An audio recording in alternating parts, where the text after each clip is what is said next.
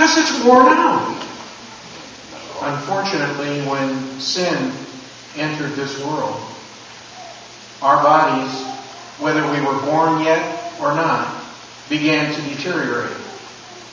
And through the course of time, they continue to deteriorate.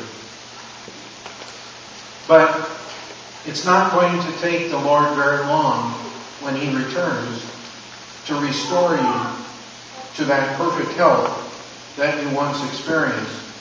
If you have your Bibles, turn to 1 Corinthians 15. It gives some encouragement, if I can use that phrase, to what you have to look forward to. Beginning in verse 52, it talks about the fact that when Jesus returns, it says, in the twinkling of an eye. I'm not exactly sure how you twinkle your eyes, but let's envision it as a blink. In just as quick as the blink of an eye, you can put on immortality, incorruption. This perishable nature will become imperishable, unperishable.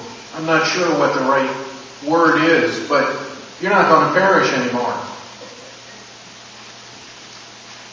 It's a promise, but it's not a false promise. It's a promise that will not come too soon if you're in one of those situations, one of those circumstances that I've described, where your system is pretty much worn out.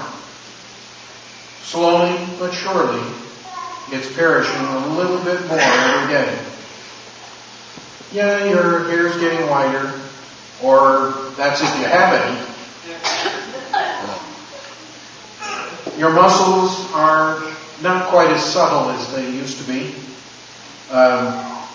Your bones are brittle. You know, if a baby falls down, often nothing happens. Maybe a little bruise.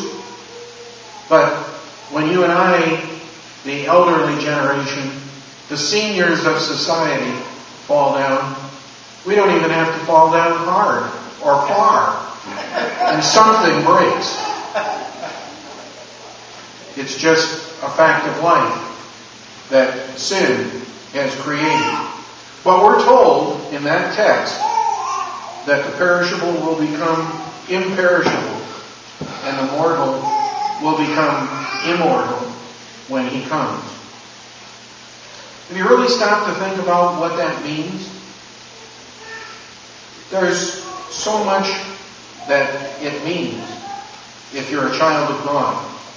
Suddenly you look up and that fist that people have been telling you about that would appear as a cloud in the east begins to grow, and with it a heavenly host appears, a shining host of angels.